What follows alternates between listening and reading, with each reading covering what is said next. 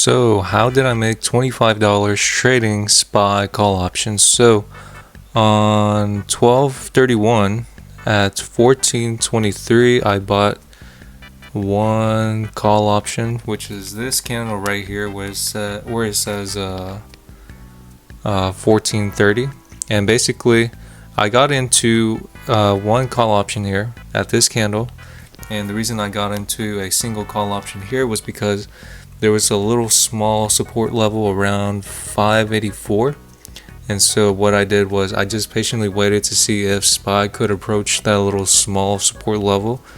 And basically around 1517, which is this candle right here where it says 1530 right here.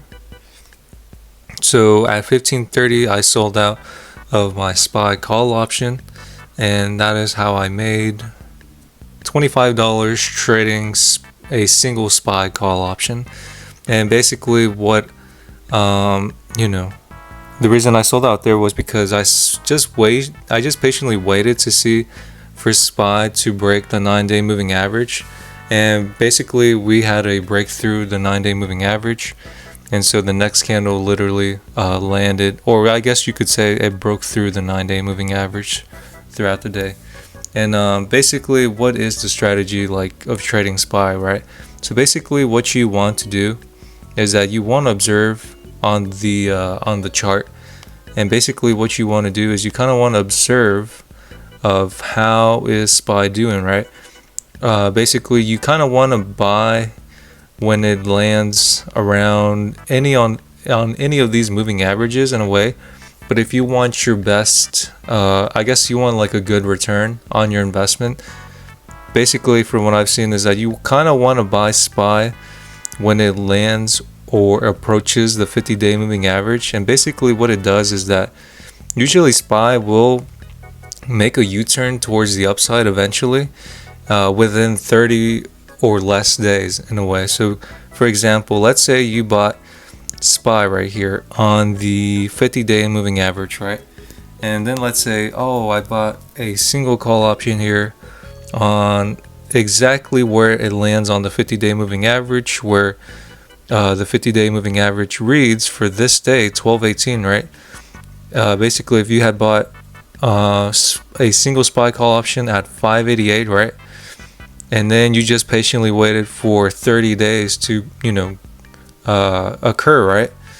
Within less than 30 days, SPY is basically back all the way to 600, 602. And basically what you could have done is basically once you've seen your position up 5 or 10%, you could have sold out for a small gain of a 5 or 10% gain. And basically this is what you want to pay attention to when you're trading SPY. You want to pay attention to your percentage by how much your position is up. Basically, you kind of want to ignore this. Your profit, $25, $50, $100. Basically, what you're trying to do is you're basically trying to sell out your position within before those 30 days pass, basically.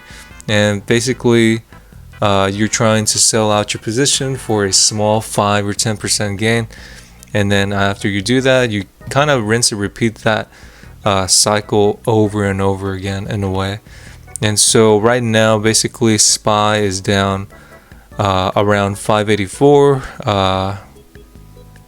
and it looks like the night hours right now SPY is at 585. So basically, do I feel like SPY could go up eventually soon? It's hard to tell because you can see right now these three candles right here, 1230, 1231, and then January 2nd. Basically these three candles are having trouble breaking that 50-day moving average. So once we gain control of being over the 50-day moving average, then we can see further uptrend from SPY. But for now, I don't think that will occur soon, since it's like the third day of having trouble going over that 50-day moving average. And today it looks like it got rejected by it. So yeah, it looks like it got rejected by it, or just barely, because it reached a high of 591.13, and the 50-day moving average reads for this day of January 2nd 591.17. So it barely approached, just barely approached the 50-day moving average to get rejected by it. But in a way, you can kind of say it did get rejected by it in a way. So we'll have to see what happens. So obviously, I do want to show you guys an update on the SPY position. Basically, right now, the SPY position is down 39.29%. And so basically, it is down 10 grand almost. So basically, I kind of want to, I've already told you guys this already. This is like a back testing account. So like, this is like, play money in a way. I really don't care if this account does go up or down. Meanwhile, I have, my other, trading accounts where I do like to trade seriously and, obviously not trade options as often because, options are a little risky. I'm only trading options because I'm back testing this strategy to show you guys if this strategy is a good strategy or if it's inconsistent, And so basically there's two strategies that have worked this year so far in this account. Basically the first strategy is when you basically what you do is step one, find an oversold mega cap stock, and then step two, you buy a call option, right, in that oversold mega cap stock. And then step three is just to sell out the position once it's up 5 or 10%. Personally, I like to sell out the position when I'm trading mega cap stocks and trading call options. I sell out the position when it's up 10%.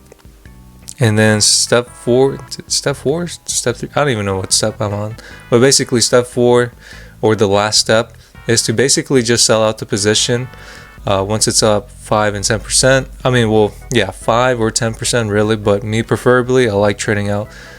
I like selling out the position once it's up 10%.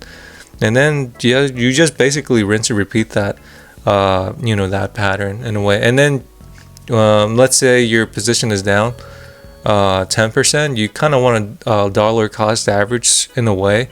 So you basically kind of want to draw out your levels of support and try to be, careful where you buy, another call option. That way, you don't use up all your money and be like, oh, I could have bought here at the next support level, instead of, just doing it all in that one spot, And so, the second strategy is basically buy a SPY call option when SPY is oversold.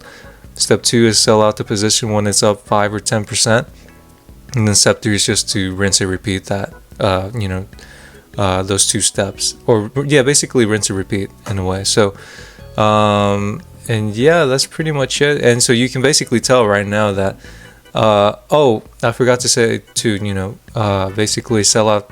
You want the SPY call option to be over 30 days basically as well. So that's pretty much it. I'll see you guys in the next video.